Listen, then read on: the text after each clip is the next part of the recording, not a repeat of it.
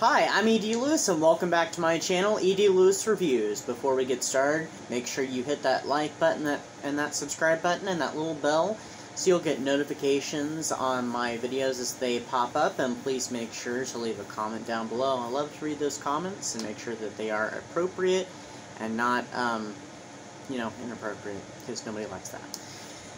Before we get started, though, I hope everybody had a great Thanksgiving. Those who celebrate Thanksgiving, I know this is now December, but I just want to throw that out here. Actually, at the time I'm filming this, it is around Thanksgiving. So, I know we've already had a whole video afterwards, but I just want to make sure that, and everybody's having a great holiday season as we are, in the holiday season, and we're preparing for, Christmas, Yuletide, Hanukkah, Kwanzaa, all the, holidays and celebrations that go on at this time of year. And if I'm leaving out some, I apologize, and, I hope everybody's having a good time preparing for those. So, welcome back to my Dracula Reviews, episode or part 10, whichever you want to refer to it as. As this time we are doing a book. The last time I did the film Dracula Untold, I reviewed it. Now, I'm going to review another Dracula novel. This one's an alternative Dracula novel. Well,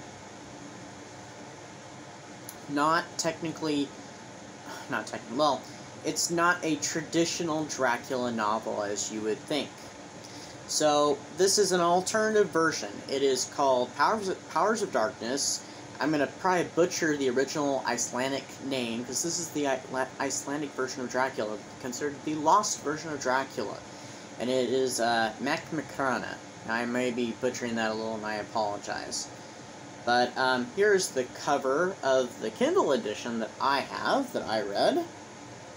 Kind of looks like Bela Lugosi.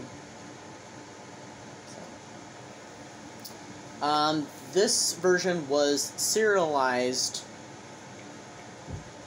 in the, it was written and serialized in the late 1800s into the early 1900s in Iceland. It is credited to both Bram Stoker and Valdimar Ásmundsson, who was the Icelandic writer, who kind of, translated it a bit and embellished a lot of things, because it does differ from Dracula.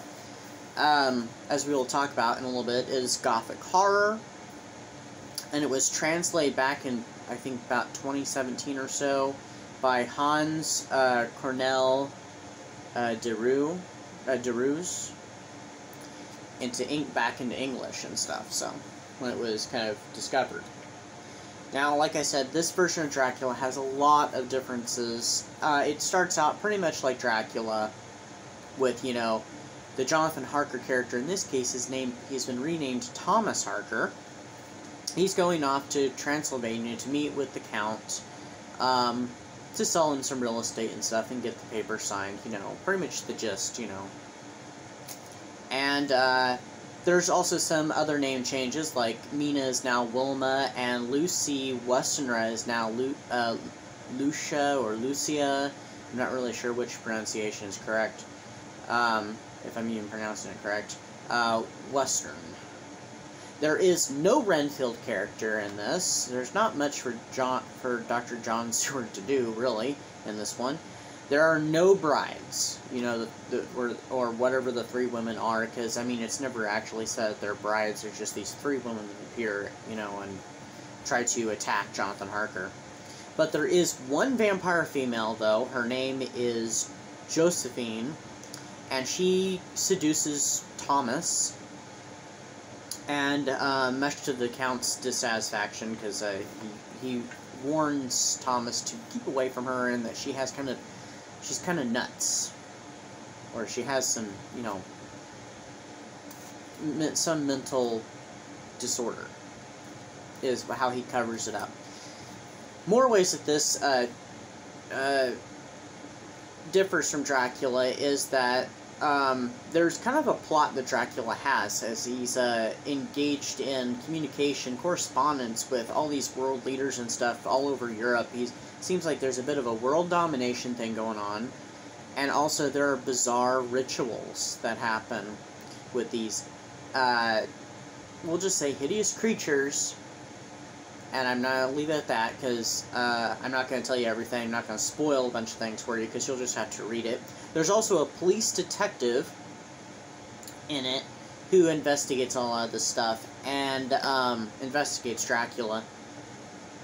Which, a lot of these things, and other things I didn't mention, were kind of part of Bram Stoker's, I guess, original vision for Dracula. And may have ended up in, like, an earlier draft before we got the final draft we got. It was insinuated in the book, and I have it right here, Dracul, when they're talking about it at the back of the book, that maybe Bram Stoker's editor thought it was maybe a little too fearsome for readers at the time, and so, you know, he dropped it and he changed his manuscript into, you know, the Dracula novel that we know today. The first half of the book, which takes up most of it, does focus on Jonathan Harker and, you know, him being at Castle Dracula and stuff, and him gradually discovering these bizarre secrets and stuff. Dracula has servants, by the way, in this book. He does, you know, unlike in the other one where he just talks about, oh, I have servants, and you never see them. And then the second half of the book, which it's really weird, because I had read kind of some reviews on it and some background stuff about this book before I finally got around to reading it, because I was uncertain if I wanted to read this one. I thought it sounded interesting when I first discovered it, then I was like, oh, it's not much like Dracula, in many ways. In some ways it is. And then I kind of, like, wasn't interested. Then I kind of gained a new interest for it, and I'm like, I'm curious, especially after reading Dracul, so I was really curious at this point. So I finally got around to reading it, and one of the things I had heard was that the second half is really short, and it's very summarized. It is very summarized. It's like, a lot of each chapter is more like a summary of what's happening instead.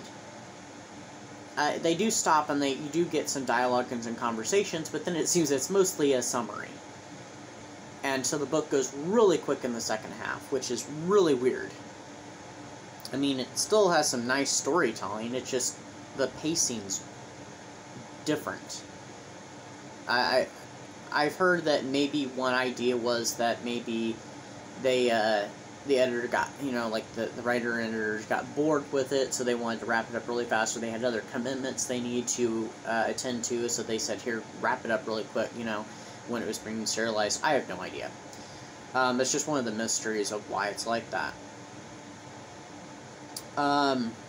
So, yeah, and also, the book, even though Dracula by Bram Stoker is kind of erotic at times and can be read into it being kind of erotic, this one is more so.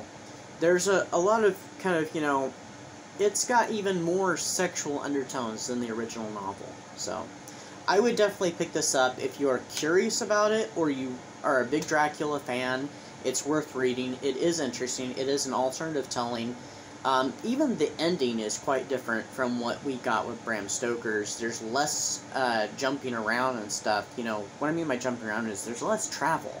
Because more or less we're in, like, I just said that, 2 locations. We're, you know, mostly in Transylvania, and then we're in London, and that's kind of it. So.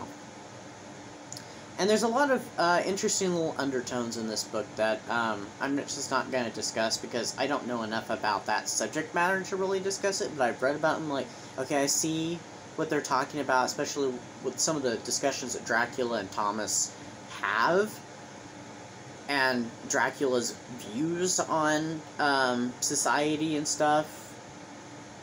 So, but I don't know enough about that stuff to talk about it, so, I mean, if anybody who's read this wants to discuss it with me, and even kind of, you know, help me along with it, it's about social Darwinism.